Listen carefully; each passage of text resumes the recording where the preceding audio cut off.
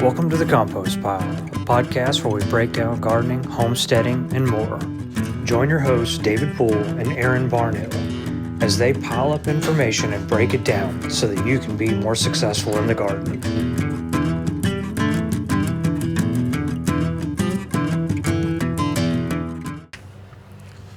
Hey guys, welcome back to the Compost Pile, your source for all things gardening and homesteading. We're here out at the Giving Field. It's a community garden.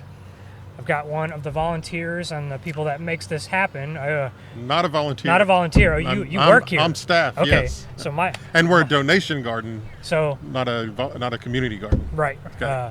So Mike here helps run this awesome space, and then also have Destin on the end here, Texas garden guy. How's it going? We're going to talk about maybe 2 or 3 things that might help somebody be more successful growing a home garden or growing plants in general.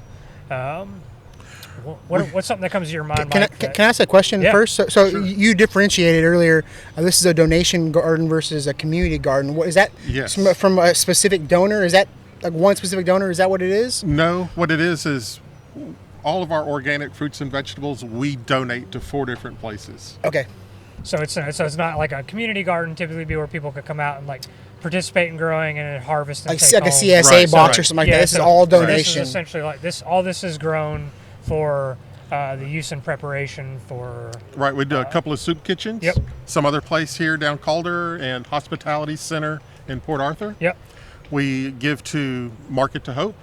They're a full-on supermarket that's open to anybody food insecure. And our last place is Nutrition Services for their Meals on Wheels program. That's awesome. Awesome. Yeah. That's awesome. 4 really, really cool places. So. And last year we donated 6,500 pounds of fruits and vegetables to those 4 places. That's incredible. I mean, like That's awesome. you look out here, this is a big space, but when you really look over at the main garden area, it's not really, I mean, it's big. It's bigger than Right. most people are going to have, but it still speaks to the fact that you could grow a lot of food in a very small amount of space. I mean, Right. If we take we have 52 raised beds and 45 container gardens. About to be 47 container gardens from our donation over here. And, we grow a lot of food and we're able to rotate and we're just growing year round. yeah, that's cool. So what are some tips that you have learned out here in your time participating in this project that might help somebody be more successful? I'm always hunting for shade. Okay. And that's something that We were just talking about Yes. a lot of people out here today, they were talking about how they like to grow things, but man, they can't get anything to grow. And I ask them about their area that they're growing in and they get zero shade.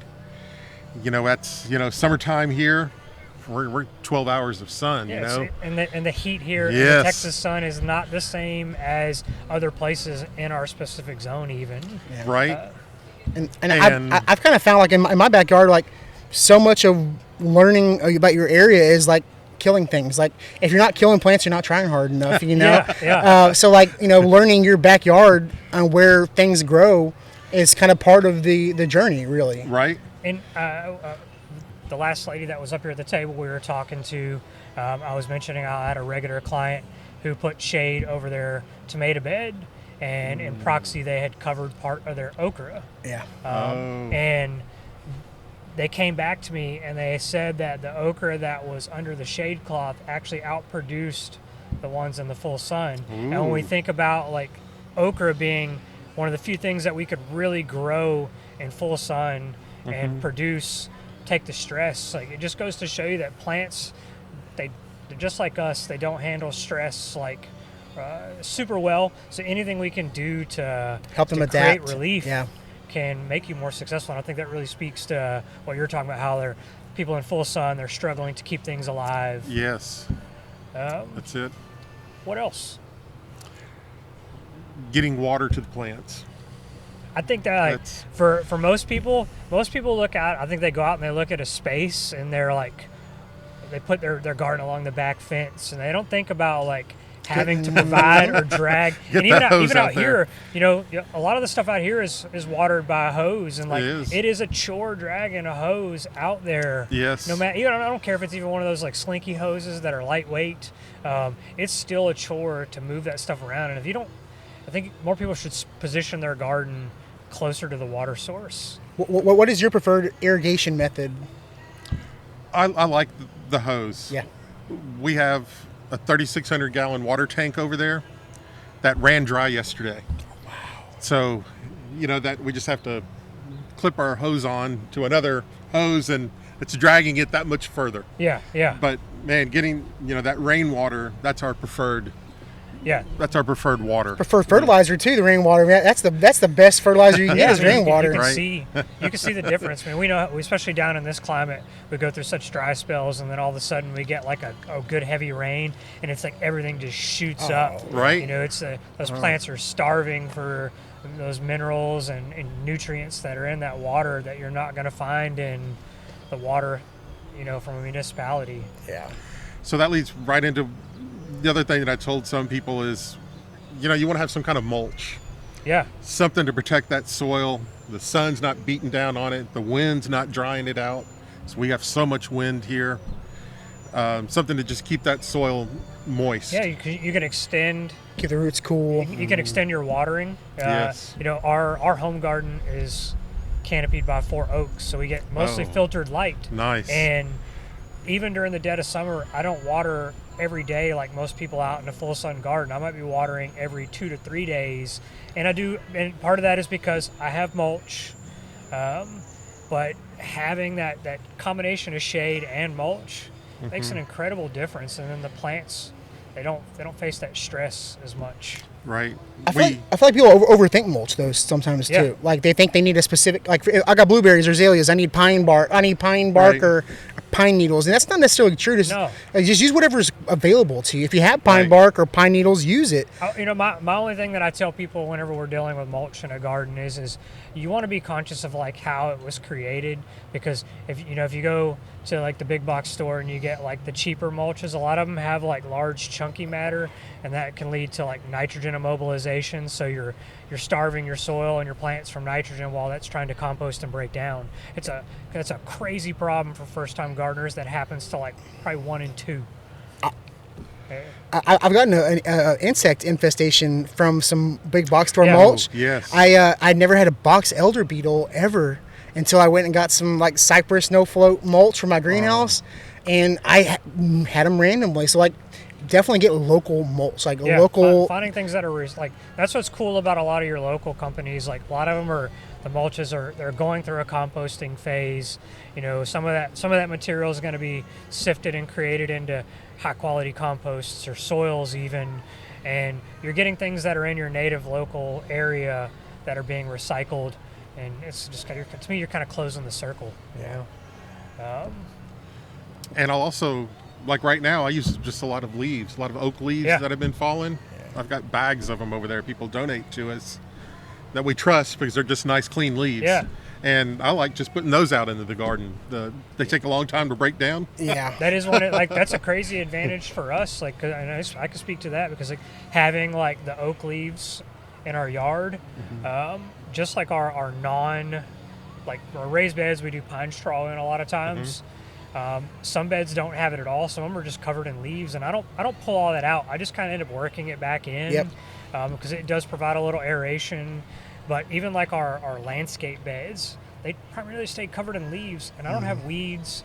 I don't have a lot of I'm not constantly watering. It's acting as that mulch layer really, really well, and it does turn into like incredibly awesome compost. I bought a small little electric chipper on Amazon, and every time I trim an oak tree, as long as it's not a big log, I'll run everything through it, including my leaves, and it kind of chips them up a little bit and throw them out there in the raised beds. That's really nice. It works great. We just got one of those for the Master Gardener test garden.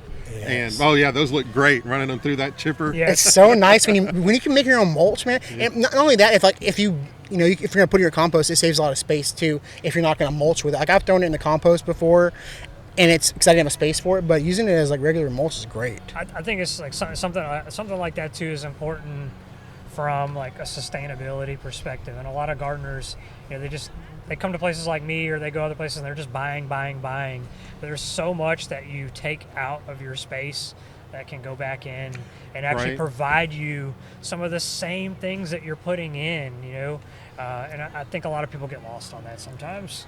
Yeah, like people who bag their lawn clippings. Yeah, oh my God, it's insane. Yeah. I can't believe people do that. I have one client in my lawn company that I have to bag, and it's one of those things. I'm like, we don't do that here. Like you're detrimenting the soil from this organic matter and all these nutrients that you're feeding. They're in these clippings, they're going to break down, and some of it's going to go back into the soil. So it's people just don't know. It's like kids coming here and learning where food comes from. Right. That's a really big thing here. All the kids that come through and help out in the garden, and they're learning in the garden. They go do everything from planting from just tiny seeds. They get to see the plant come up. They get to harvest from the plant. Here across the street at St. Anne's, we have 4th graders that start sweet potato slips, and they plant the slips in the garden, and then they come back as 5th graders and harvest them in the beginning of November. That's awesome. So they get to see it. Whole they cycle go crazy. They go crazy. It's such a cool concept because there's we give so many seeds and things to teachers and stuff. They're doing what they can, but they don't have the support of something like this where kids can actually see. It's right across the street, They too. understand that the plant germinates from a seed, but then what happens after that? All these kids don't get to see that, So it's cool like this is out here, and people are being exposed to the whole process. I'm really excited that this time we got to partner with Trees for Houston, and we put together 300 trees that we gave away to the community. Yeah, they went quick today. That was wild. Just I see a couple over here a little bit. Those are not there. The other partnership we're starting is with Urban Harvest, and we're going to start growing a few things for them and just distributing those back out into the community gardens too. That's really cool. Any other tips that you can think of that would benefit somebody while we're here? We did that mulch, we did the water, we did sun. Hey, just get a nice fertilizer. These guys are out here, they have the MicroLife and they have the Nelson fertilizer, both organic. They work great. Read the directions. Don't put too much fertilizer. Yeah. That's one thing I always tell people. I need to do a better job in some of my videos of instructing how much to put out, and I'm working on that. But a lot of fertilizer runoff is not coming from these big, developments. Are coming from residential homeowners. They're putting out too much fertilizer. Follow the instructions and read them carefully so that you're not creating issues on the runoff and then the groundwater and everything. Yep, all that stuff ends up somewhere else, Yes. Even though people think that those granules, they're not going anywhere, but it's what comes out of fertilizer and other things and breaks down. Definitely need to be moves through the responsible. soil. Definitely you need to gotta be responsible. A lot of our volunteers that come out and help out, they're surprised that I'll show them that we're weighing the fertilizer, Okay, yeah. even per bed, or we're measuring it out. And they're like, oh, we just fertilizer. We just, toss out handfuls. I can say I'm guilty of that, I'm pretty good about eyeing, what I need to do. But really, until you see how much that really is, you don't really have any idea. You're saving a lot of money because you're usually putting way too much out. Yep. And then they're on the other side, often I find from a retail perspective, coming from moving primarily as a business from being only chemical driven fertilizer to having hybrid type fertilizers that contain different elements of both, and then strictly organic. A lot of people they don't put enough because they're too scared to put too much from what they've been taught or what they've seen growing up, and so some people aren't providing enough nutrition on the other side of things. And I see that a lot. Yes. So we had a couple people come and ask us about this today, about planting trees, planting stuff in the ground. Y'all have all your stuff out, and they'd be considered raised beds, even the cinder block ones. They're about 8 inches up. If you're in the Beaumont area and you're planting a tree, what is your preferred method? When y'all plant trees, do y'all go straight into the ground? Because I gotta imagine the soil probably here is very clay. It doesn't holds a lot of moisture. How do y'all combat that? really, you don't really, because you just, from my understanding, you just want to plant in the native soil. Native soil, Yeah. You don't want to do anything else. But what we'll do is, like, your pot's this big, we dig a hole twice as big, and you usually where the soil in the pot, that wants to be even with the soil you're digging out of. We just don't do anything special. We just keep it watered and hope for the best. Right. We always backfill, like, even as, like, installing ornamental landscapes, like, we backfill with the soil we dug out first, because they, people are like, oh, the soil's no good. Well, it isn't, but just because you put good soil in the hole doesn't mean that plant is going to stay in that good soil its whole life. Right. The roots are going to grow out, and if you trick that plant into thinking that it has, like, this loose, perfect conditioned soil, and then all of a sudden those roots hit that, like, clay soil, it's going to get shocked at a later stage. And oftentimes that's, like, in the summer when it's hot and it's stressful, and then that plant dies or gets really, really stressed, and then they don't know what they're doing wrong. So you don't need to buy garden soil and things like that, or landscape soil to plant your stuff in. Amend your soil if it's really compacted with something like an expanded shell. You can pack that into the holes to help long-term make that soil better, but you got to use what you took out first. Yeah. Otherwise, you're creating a soup bowl for all And the water. it can act like a pot. Yeah. That those roots will just stay in that little area. They don't want to go out into that. I mean, roots, plants, water, it goes the path of least resistance. Yeah. I've got my pomegranate at home, and it's in a 17-inch tall by 2-foot wide raised bed, and the roots are doing fine in there, and they're actually starting to come out, but they've gone up into other raised beds. I've seen the roots go from, because my soil in my backyard is so bad, it doesn't drain. It goes into other raised beds next to it. It's wild. Yes. Either I've got one, beds like that. Yes.